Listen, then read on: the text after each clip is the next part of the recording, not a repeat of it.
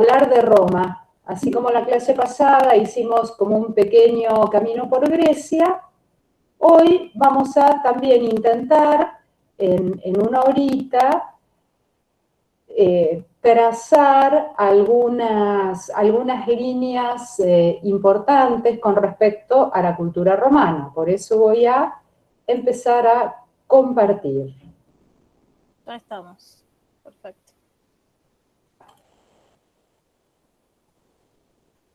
Bueno.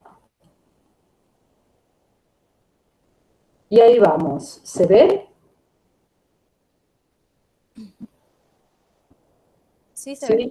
¿Llegan a ver todos? Sí, se ve. Hoy. Bueno. Bueno, como les decía antes, entonces la idea de hoy es ver Roma antigua. ¿Ven bien o la ven medio... No sé qué está pasando? Bueno, así como hicimos con Grecia, la idea es poder pensar en una cronología para Roma. Como verán, hay bastantes cosas escritas, de las cuales voy a ir puntualmente a algunos hechos concretos que nos van a llevar a lo largo de esta cultura. La primera cuestión es esta fecha, la fundación mítica de Roma. ¿Por qué hablamos de la fundación mítica? Porque hasta el día de hoy no hay pruebas arqueológicas de que realmente los romanos fueran independientes en el siglo VIII antes de Cristo. De hecho, la evidencia arqueológica indica que en este momento Roma era parte del dominio de otro pueblo, que eran los etruscos. Pero como los romanos siempre fueron muy orgullosos y escribieron su propia historia, lo hicieron de acuerdo a su propia conveniencia. Por eso ellos mismos decían que en el 753 de Cristo, Rómulo y Remo, estos gemelos abandonados al nacer, encontraron a esta loba que los alimentó y comenzaron a fundar en las 7 colinas Roma. Bien, pero lo que sí sabemos que es cierto es que en el 510 a.C., finalmente los romanos, ya sí hablamos propiamente del pueblo romano, consiguen expulsar al último rey etrusco. Entonces, a partir del 510 a.C., empezamos a hablar de la llamada República Romana, un periodo en el cual se establecen buena parte de las características culturales de las cuales vamos a hablar hoy. Este periodo republicano va a cerrar aproximadamente en el año 27 a.C., momento en el cual se quiebra la tradición republicana y vamos a ver emerger la parte más conocida de Roma, que es el imperio romano.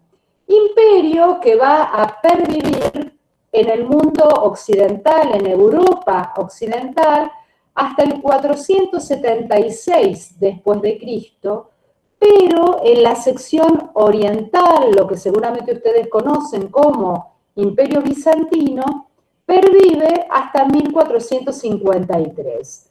Nosotros nos vamos a ocupar en esta clase solo de la sección occidental del imperio, es decir, vamos a comenzar a hablar entonces aproximadamente en el 510 a.C.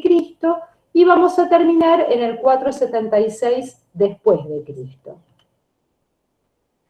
Bueno, ¿cómo podemos caracterizar a esta cultura? En tan largo tiempo, desde el 510 a.C. hasta el 476 después de Cristo. Profe, perdón que interrumpa. Dale. Pero hay chicas que quieren entrar, primero, y segundo, se escucha medio mal cuando usted habla, se escucha como un ruido de, no sé, como una alerta de helicóptero cada vez que algo, capaz está muy A cerca ver. del teléfono, medio lejos, o Entonces sí, tenés razón, por ahí se escucha un poco mejor. se sigue escuchando medio de fondo como un golpeteo así rápido de algo. Está, porque la imagen está como medio inestable. A ver, voy a intentar salir y por ahí ir a una versión. Bueno.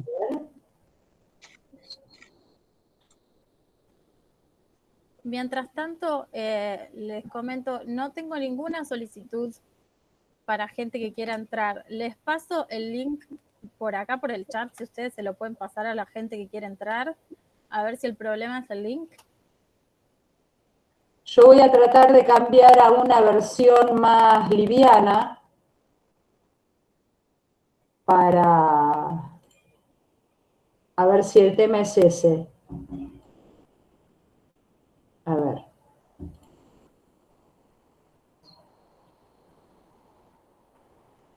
Acá Martina me está diciendo que ayer en la clase nos dijeron que cuando grababan pantalla no permitía entrar más gente. ¿Cómo no escuché nada, Flor? Que acá Martina Mazio está diciendo que les dijeron que en el Meet, cuando graban pantalla, ya no permiten entrar más gente. Oh, qué cosa rara. Es raro, porque en realidad no. Nosotros estuvimos haciendo esto y estuvimos dejando entrar gente en todo momento. Y Sí. de hecho ahora no estamos, pero estaban grabando, claro, no debería ser así. Bueno, a ver, intento con esta versión más liviana. ¿Ahí me siguen escuchando mal?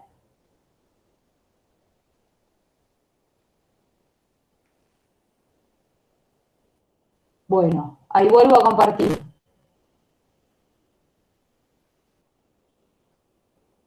Bueno, a ver.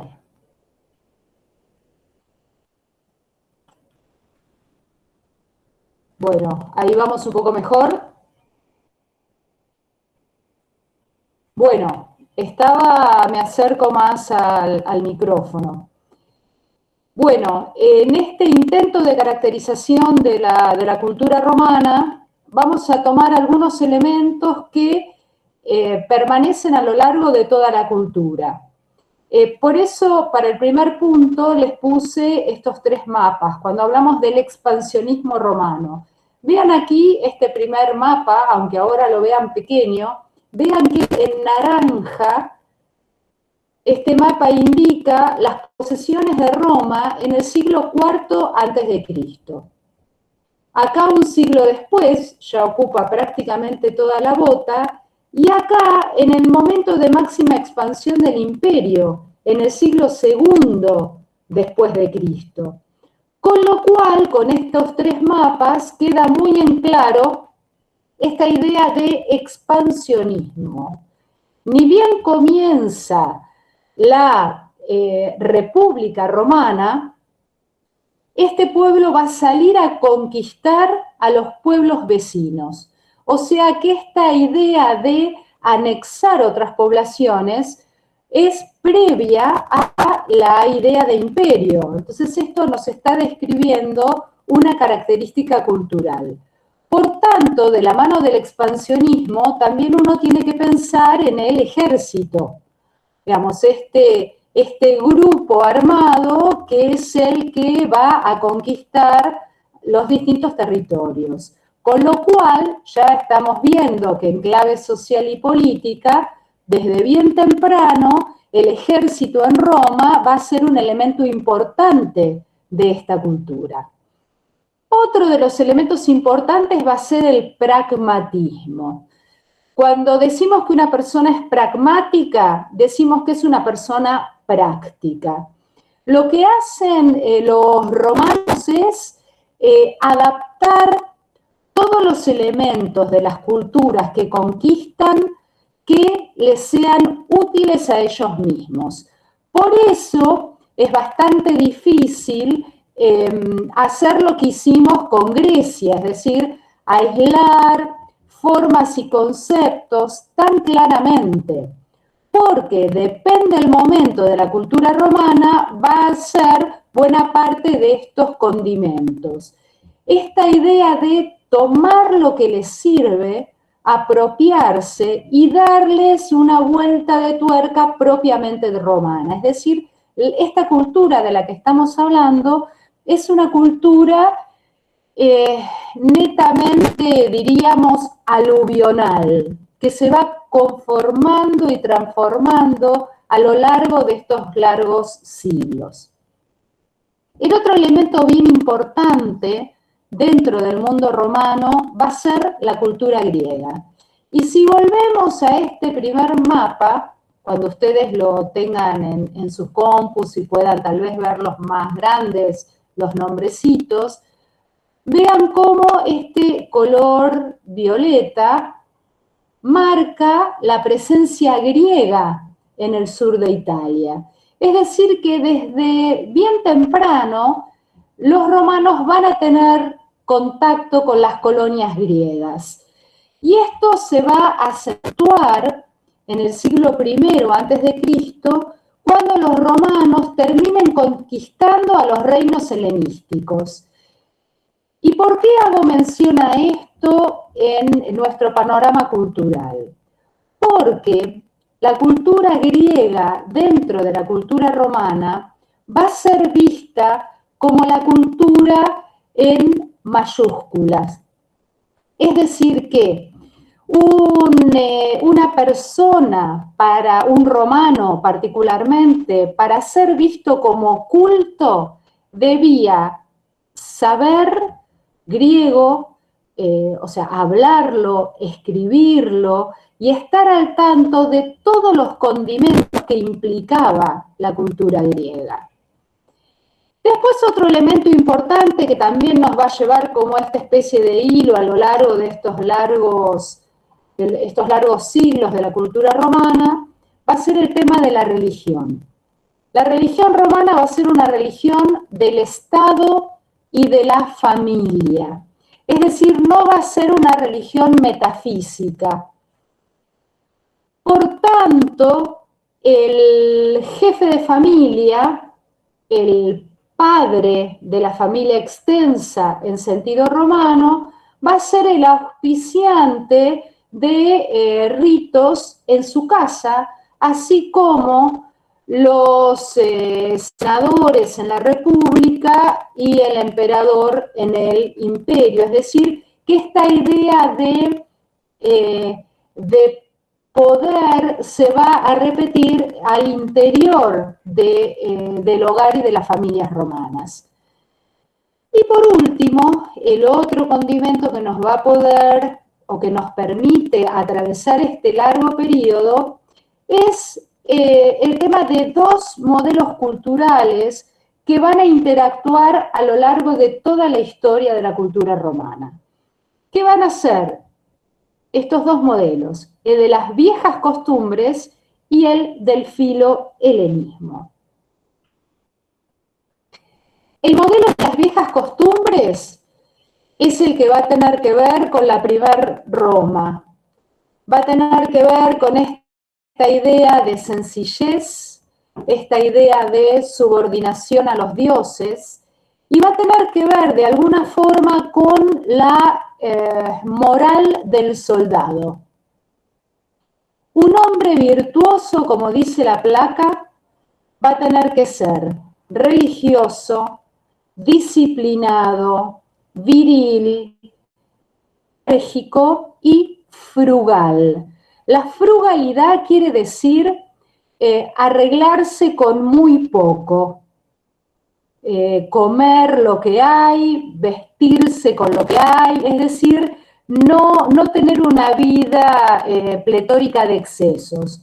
Nosotros que estamos tan atravesados por las películas hollywoodenses de Roma, nos es bastante difícil poder pensar en este ideal como parte de la cultura romana. Pero bueno, este va a ser uno de los ideales que de alguna forma los grupos nacionalistas romanos van a defender a lo largo de toda la historia. Y este ideal va a tener también una palabra. Los romanos solían ser bastante perfectos y cuidadosos con las palabras, y todo este concepto va a estar entroncado con esta palabra, severitas. Y desde el punto de vista de lo que hoy diríamos el look de los varones, la severitas iba a estar representada en el propio rostro. ¿Y cómo iba a estar representada? Por estos varones de pelo muy corto y sin barba. Este va a ser el modelo a lo largo de toda la historia romana de los varones que adherían a las severitas, es decir, a las viejas costumbres. Y el otro modelo cultural va a ser el modelo del filohelenismo. Como les estaba diciendo hace un rato, el modelo filohelénico tiene que ver con esto de poder pensar a la cultura griega como la gran cultura, como la más excelsa. Por tanto, la filosofía griega también va a impactar en el mundo romano. Y aquellos varones que adherían al modelo cultural del filohelenismo, acá tenemos una imagen del emperador Adriano, van a buscar, hoy diríamos, un look parecido al de los filósofos griegos. Entonces acá Adriano lo vemos con barba y con el pelo ensortijado y un poco más largo que lo que habíamos visto en el modelo de las viejas costumbres. Estos dos modelos van a ser modelos paralelos que se van a ir dando a lo largo de toda la cultura romana, como vengo diciendo. Bien, obviamente el epicentro de toda esta construcción cultural va a ser Roma. Acá cuando tengan tiempo en esta placa, les coloqué dos párrafos de dos historiadores italianos, Libonati y Bourbon, que tratan de darnos una idea de lo que podría haber sido la ciudad de Roma. Como verán en esta placa, que es una aproximación, una forma de mostrarnos la ciudad hacia el siglo I antes de Cristo, podemos pensar en una ciudad bastante caótica, con ruido constante y con movimiento constante. Esto nos puede dar una gran idea de lo que era esta urbe. Y esto también nos da idea que la cultura romana va a ser una cultura eminentemente urbana. Otro elemento bien importante de esta Roma. Seguramente a esta altura ya leyeron los apuntes de cátedra y demás, y ya son bastante especialistas tanto en Grecia como en Roma, con lo cual simplemente con esta placa es recordar la idea del foro. Dentro de esta ciudad bulliciosa, con vendedores ambulantes, con gente atravesándola de un lado para el otro prácticamente durante todo el día, el lugar neurálgico, el lugar más importante va a ser el foro. El lugar donde se están desarrollando el comercio, la política, la justicia y la religión.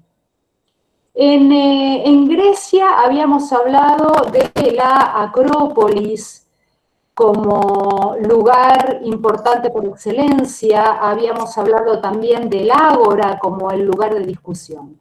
En Roma, en todas las ciudades romanas, tenemos que pensar en términos de el foro, como el lugar importante en el cual sucede la mayor cantidad de cosas importantes de esa ciudad y de esa cultura.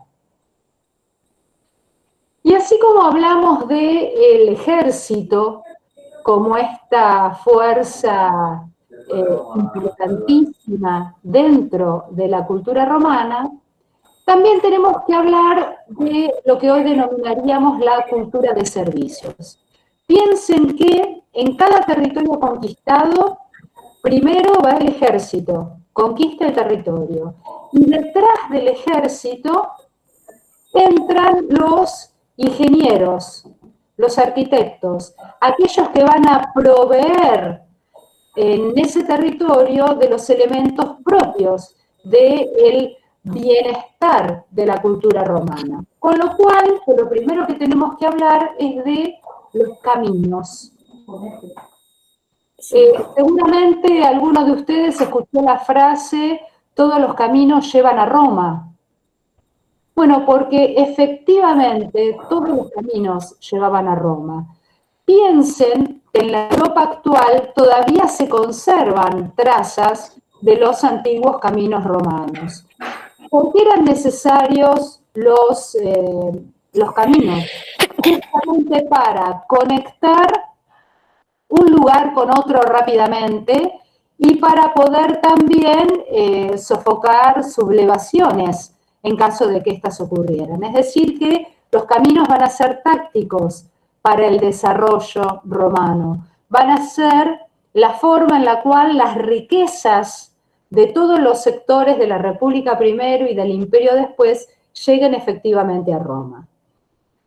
Otra de las características importantes va a ser el agua, el uso del agua. Hasta el día de hoy en Roma hay canillas públicas, canillas de agua potable que uno puede abrir, poner su botellita y tomar mientras recorre la ciudad, o mientras recorría, ahora en la pandemia un poco difícil.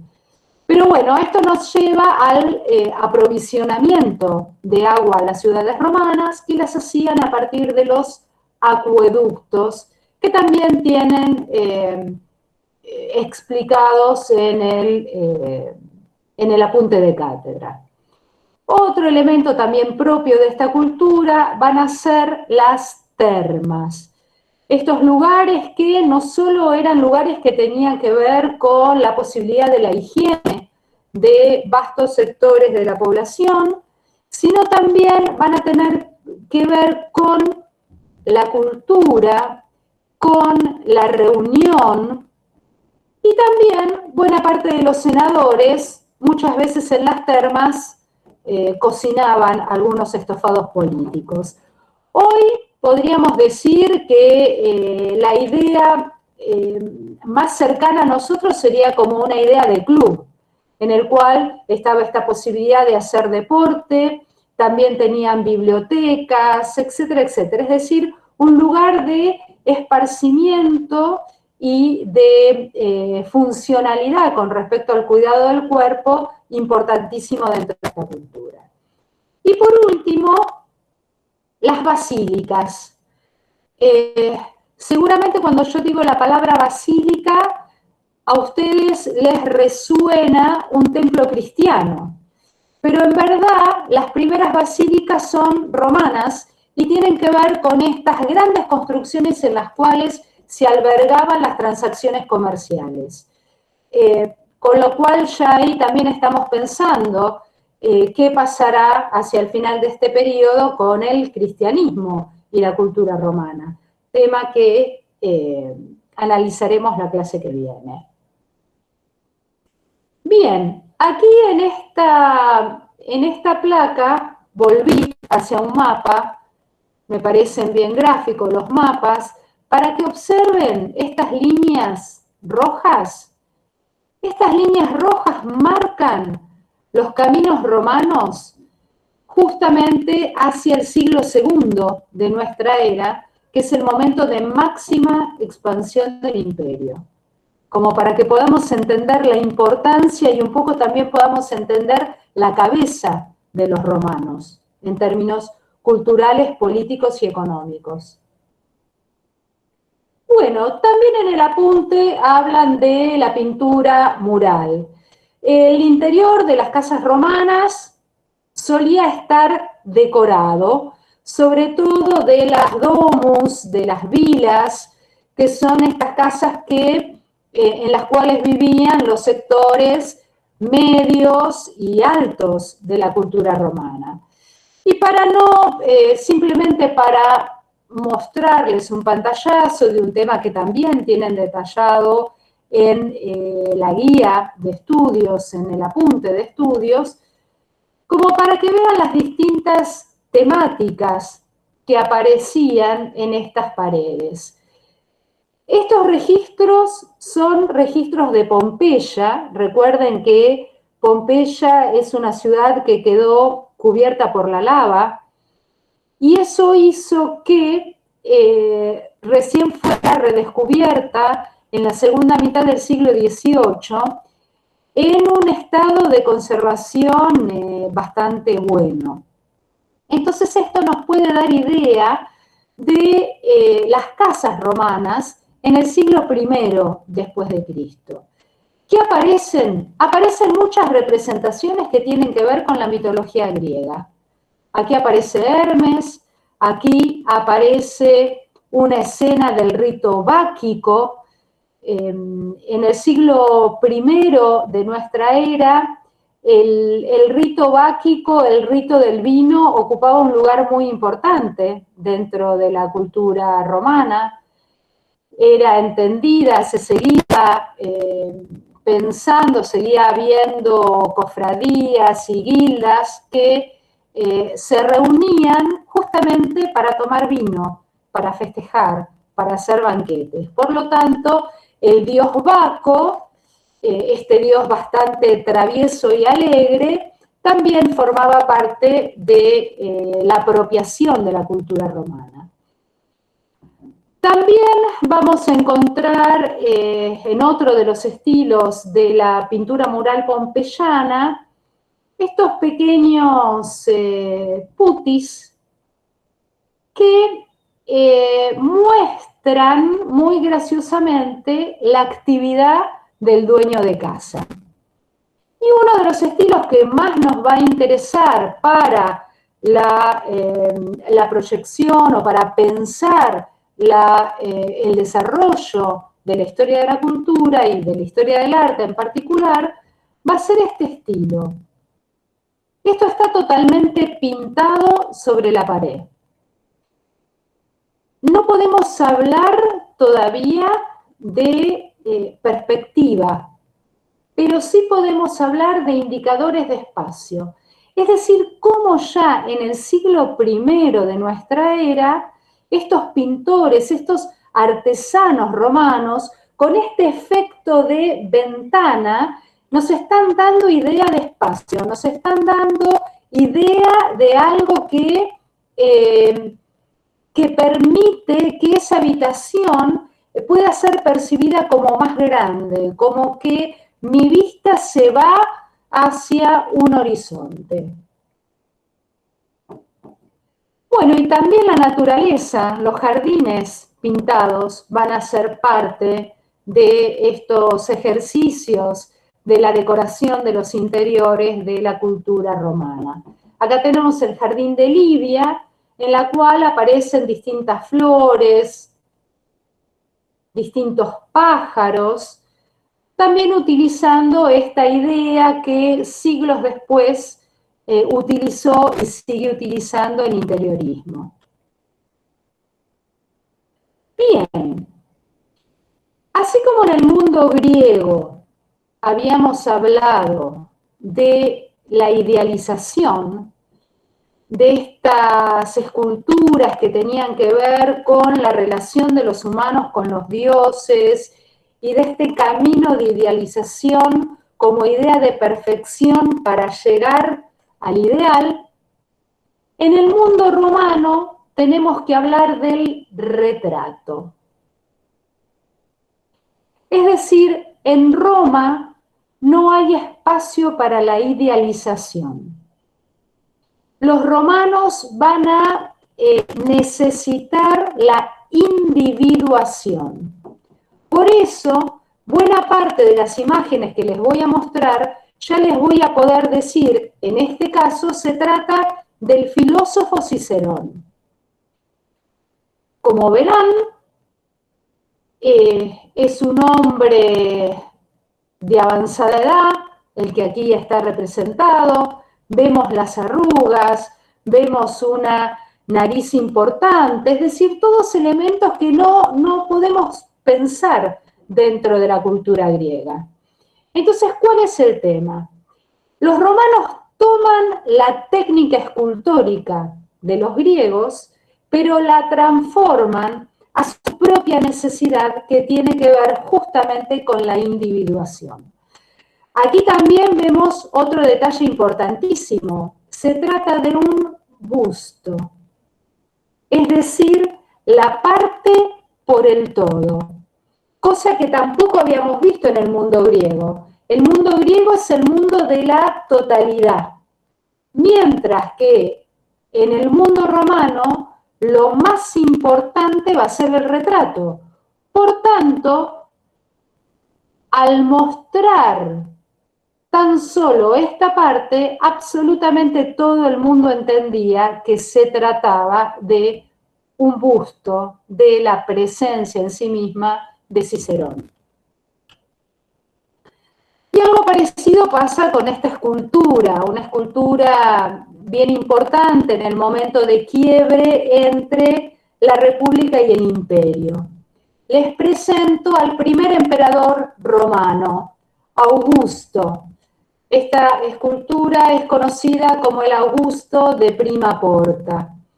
Y vean cómo aquí, otra vez, está la lección del arte griego. El artesano que hizo este trabajo probablemente haya sido un artesano griego. Pero ¿cuál va a ser la diferencia? Otra vez, el rostro. Efectivamente se trata del primer emperador. ¿Y cómo decidió ser retratado este emperador? Vestido como un general del ejército. Y como un general del ejército victorioso. Esta es una victoria alada, que no nos quede duda del mensaje que está aportando esta escultura. Es un Augusto general victorioso que está mirando hacia el futuro y está conduciendo a su pueblo hacia adelante. Por tanto, ¿cuál va a ser la nueva funcionalidad en el ámbito romano de la escultura y de la pintura, la arquitectura, etcétera, etcétera? La funcionalidad política, el mensaje político. En la coraza, como si esto fuera poco, en la coraza de este Augusto de Prima Porta se cuenta la supuesta relación filial de Augusto con Eneas, el primer romano mítico. Es decir, que absolutamente todos los elementos que el artesano puso en esta escultura tienen una finalidad clara y concreta, una finalidad política, que no quedara duda a ningún romano, a ningún espectador, que este es el verdadero Augusto, primer emperador de Roma. Bueno, vuelvo. Como verán, Augusto también acá está representado con el ideal de Severitas, ¿sí? Mientras que este emperador, otra vez Adriano, nuevamente va a estar representado como si fuera un filósofo griego. A tal punto Adriano era filohelénico que en su vila, en su gran palacio, solo podían entrar aquellas personas que supieran hablar griego. Así que vean hasta qué punto lleva el filohelenismo Adriano. Y como les dije antes, toda esta praxis de lo político, todas estas ideas de lo político, también confluyen en una nueva manifestación a mitad entre la escultura y la arquitectura, como son los arcos de triunfo. Estos lugares en los que también se cantan loas al emperador.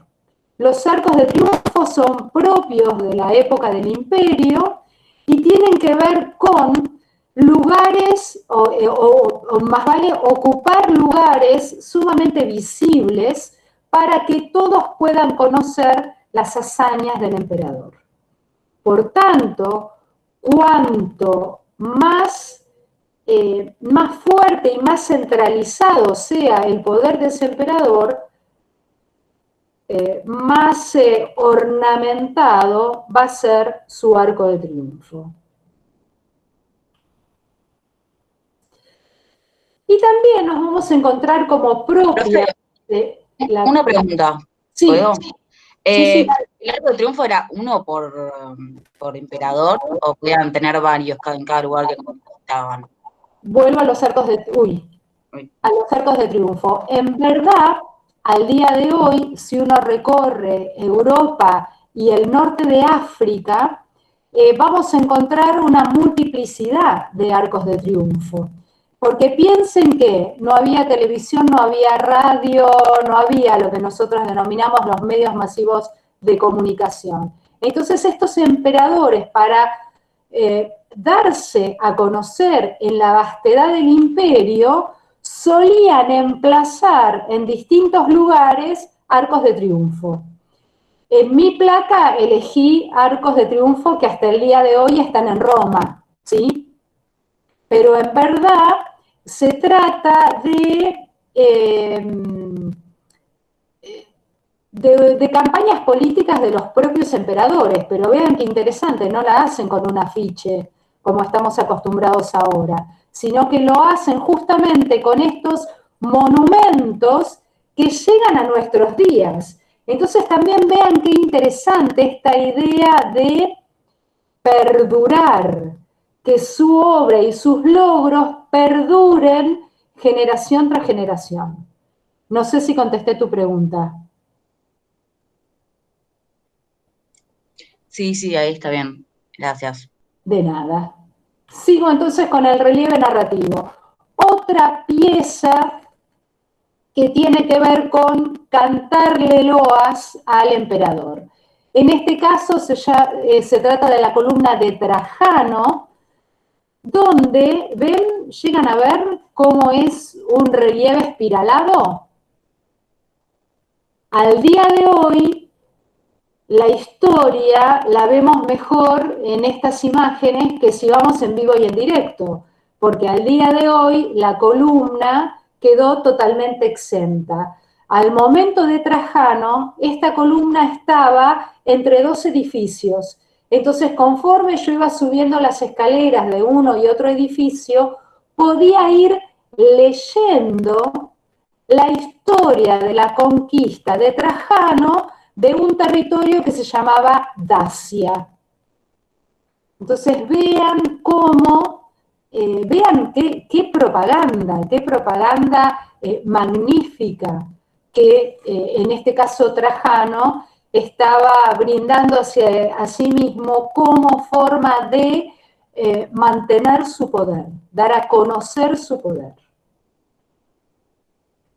Bien, y muy rápidamente, también lo tienen en la ficha de cátedra, voy a dar una idea muy rápida de la indumentaria romana.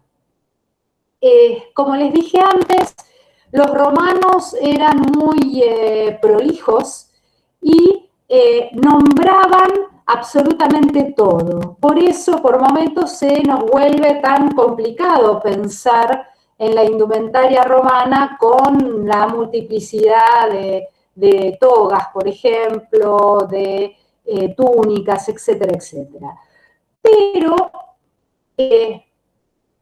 como ayuda a memoria, podemos pensar a la indumentaria romana desde una clasificación a partir de la función. Entonces ahí el campo se nos sintetiza en pensar, por un lado, la indumenta, como estas prendas de primera piel, cosidas, cerradas, y por otro lado, al amictus, estas prendas de segunda piel que son drapeadas sobre el cuerpo. En la indumentaria masculina casi como si fuera un trabalenguas, tenemos el subligaculum, la femolaria y la túnica.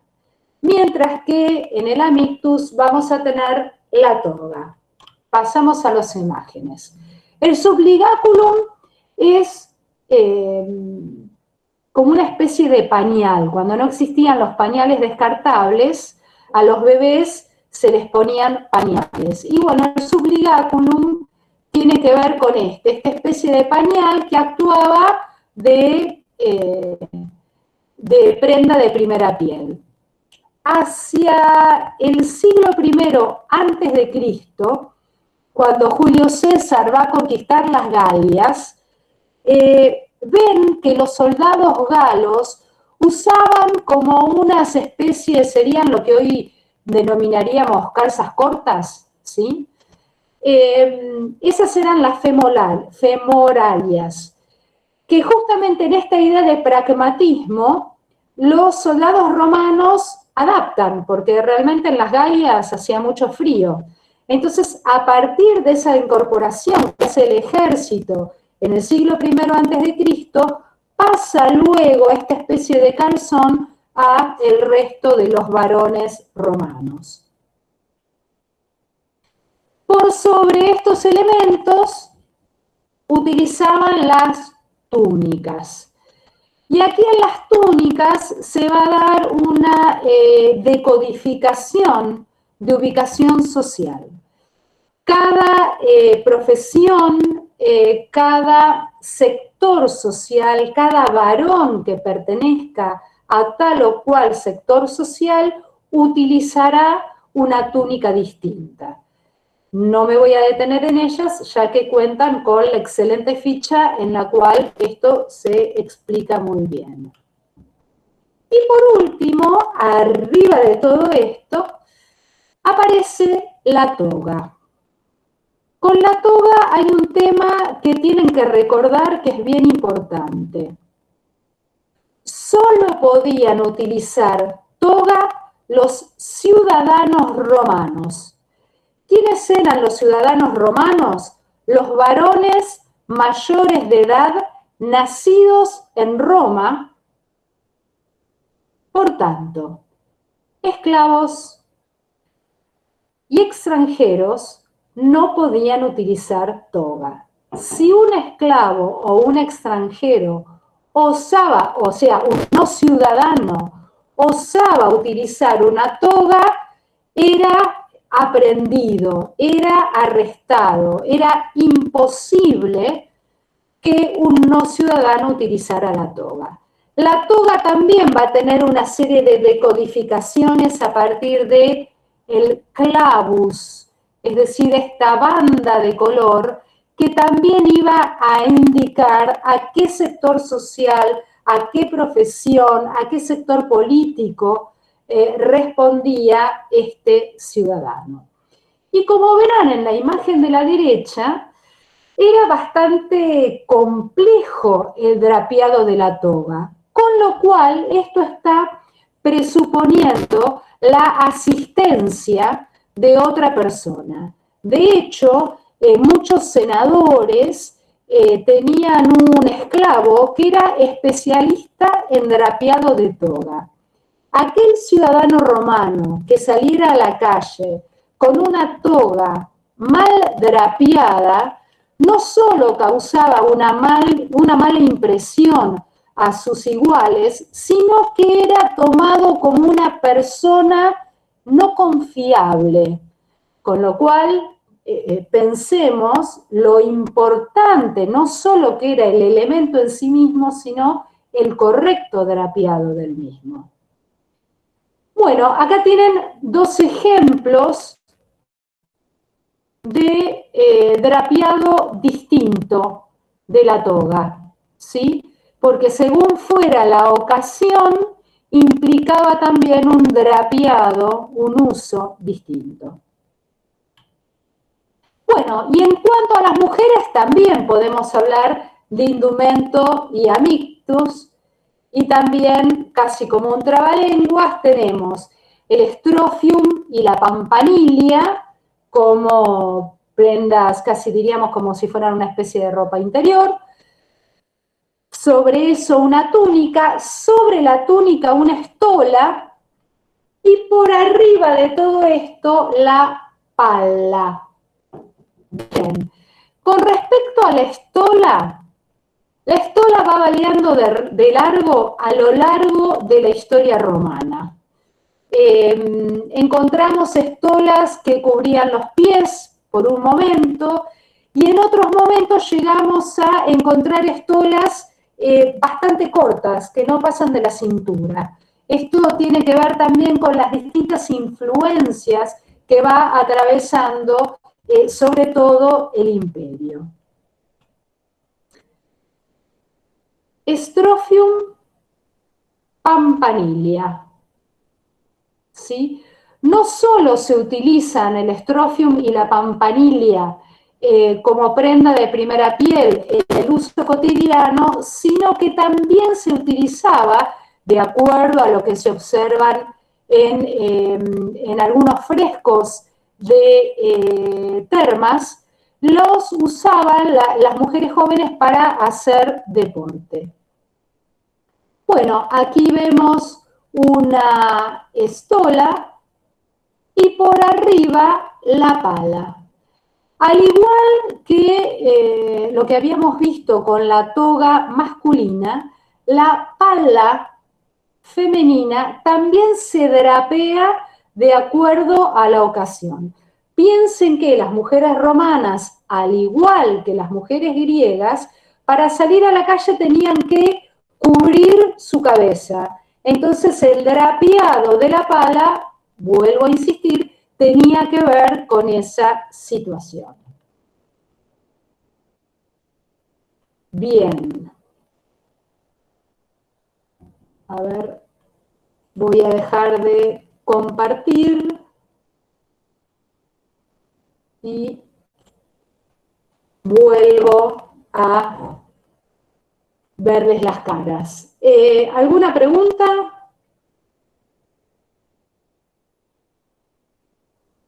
Ahí, algunos me hacen así. ¿No? ¿Se vio bien? ¿Sí? ¿Se escuchó bien? Más o menos. Sara me dice más o menos. Bueno, después me hacen los comentarios para ir. Se escuchó más o menos. Se vio bien, pero se escuchó más. Bueno. Después voy viendo cómo me adapto a la cámara nueva. Bueno, no sé, la gente del equipo, si quiere decir algo. Rosana, una cosa. Escuchamos con eco. Sí, ahí. Ahí mejor. Ahí sí. Ahí mejor. Sí, tuvimos algunos inconvenientes técnicos al principio, que quedaba gente en sala esperando, Sí. así, porque había que volver a salir y entrar, así que cualquier cosa, los chicos que entraron un poquito más tarde, que después también puedan revisar la primer parte de la teórica, y les pedimos que cuando haya compañeros que estén afuera, que nos vayan avisando en las próximas teóricas, así Flor sale y vuelve a entrar y vuelve a admitir. Sí, o sea, encontramos la manera de resolverlo, pero sí necesitamos que nos avisen los chicos que no está funcionando. Claro. Así que, como hicieron hoy, básicamente, que nos Sí, avisen que hay exacto. gente afuera. Bien. Bueno, ahí veo que entre ustedes muy bueno. Una hizo una pregunta y la otra le contestó. Está muy bueno eso. La interactividad en los chats y en los foros. Bueno, iremos. Vieron, yo estoy como nene con chiche nuevo, con la cámara nueva, pero bueno, no funcionó del todo. Iremos buscándole la vuelta. Me preguntan si la teórica se sube hoy. Sí, seguramente se subirá entre hoy y mañana al aula virtual. En cada unidad se va subiendo la teórica, así que fíjense para poder encontrarla, la teórica y el PowerPoint. Perfecto. Bueno, ¿alguna otra pregunta? ¿A qué hora es la práctica? A las 14. A las 14 horas. Dejamos una media horita como para respirar un poco, como para comer alguna cosa. Sí, Perdón, quería hacer una consulta. Yo no estoy recibiendo en ningún lado los links ni de la teórica ni de la práctica. De esta teórica me lo mandó una compañera. Para la práctica Paula, ¿con quién estás vos? con Helga. Con Helga. Bueno, ahora le avisamos. Espera que lo voy a anotar. Encontrar el papel en blanco se me complica. Mismo de las teóricas, no sé si, por ejemplo, para la próxima se podrá subir al Classroom, donde está el cronograma, por ejemplo, subir el link. Al aula virtual. Al aula virtual, decís. Bueno, está subido, creo. A mí me llegó la vez pasada, pero no a mí me pasa lo mismo. Ah, mira. Bueno, lo que podemos hacer es el link de Meet, de la teórica, y ponerlo en el calendario que está en la primera solapa del campus. Pero los links para los prácticos, hablen ahora con cada uno de sus docentes, porque eso no lo vamos a poner en ese calendario porque se va a prestar a confusión. Perfecto. Entonces ahora lo que podemos hacer en los prácticos, equipo, avisemos que el link de la teórica va a estar siempre puesto en el calendario que tenemos en el inicio del aula virtual. ¿Les parece bien? Sí, sí. Bien. Bueno. Sí, ahí Lautaro dice, particularmente yo los pongo en el grupo que está conmigo, en el foro, voy subiendo los links semana a semana, pero me parece bien esto de que los pongamos, porque también mando correos, pero bueno, vieron que a veces algunas máquinas están programadas muy sensiblemente con el tema de los spam. Entonces, cuando detecta un correo que tiene, aunque sea en oculto, más de 4 o 5 destinatarios, los bloquea. También puede pasar eso. ¿Alguna otra pregunta? En el sitio hay material de lectura, pero no sé dónde tenemos... A ver, si quieren abrir el micrófono y hacer las preguntas por mi... La práctica. A ver, Paula, desbloquea el micrófono y hace la pregunta. Ahora, para participar de la clase práctica, por ejemplo, que estoy con la comisión de Helga, yo no tengo el link del Meet. No sé cómo voy a participar. Bueno, ahora... Por ahí está en el campus y no lo encuentro. Yo lo estoy buscando, pero no lo encuentro. A ver. Si no, si me dicen... A ver. Helga anda por ahí. Ya lo encontré. Ya está, lo encontré. Bueno, gracias. Sí, de nada. Bueno, ¿algún otro inconveniente? ¿No? ¿Estamos bien? Bueno, de Roma, ¿alguna otra pregunta? Como se imaginarán, de Roma hay muchísimo para decir, pero la idea es, bueno, poder reducir a una hora la teórica. Si no, sí. Con respecto a las togas, ¿no? Porque, bueno, como que si lo usaban las clases más altas, por así decirlo, el resto de las personas que usaban. Quedaban en la túnica. Quedaban en la túnica y utilizaban distintas túnicas de abrigo. Por ejemplo, hay una que se llamaba la pénula, que es como una especie de, como si fuera una especie de sayo con una capucha, por ejemplo. Eso se usaba bastante para viajar, o sea, intentamos sintetizar de la mejor forma posible la compleja aventura de la indumentaria romana. Ok, gracias. ¿Alguna otra pregunta? Rosana, ahí están preguntando algo sobre los textos. ¿Los textos están en el aula virtual en cada unidad, están subidos en cada unidad. En el caso que no los puedan leer por ahí, ustedes cliquean ahí donde está el ganchito, el clip, y se abre el PDF con cada texto. Si no, también están en el sitio de la cátedra. En Historia 1, ahí tenemos estas 3 materias, y en Historia 1 los pueden también descargar. En el Campus FADU, exacto, Claro. en el aula virtual. En el aula virtual.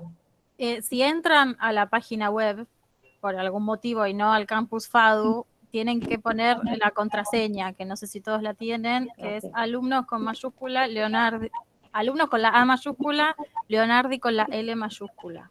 Y todo junto. Exacto, ahí lo puso Helga. Perfecto, ahí genial. lo puso Helga. O sea, son como distintas opciones. Como se darán cuenta, la idea es tener plan A, B y C por si todo falla. Entonces, el mismo dato lo encuentran en diversos lugares como para que la cosa no falle. Bueno, ¿listo?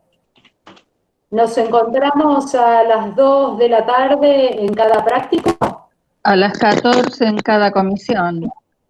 Así es. ¿Sí? ¿Abandonamos? Dale. Muy bien. Bueno. Revisa el micrófono, Rosana, porque es lo que te está fallando.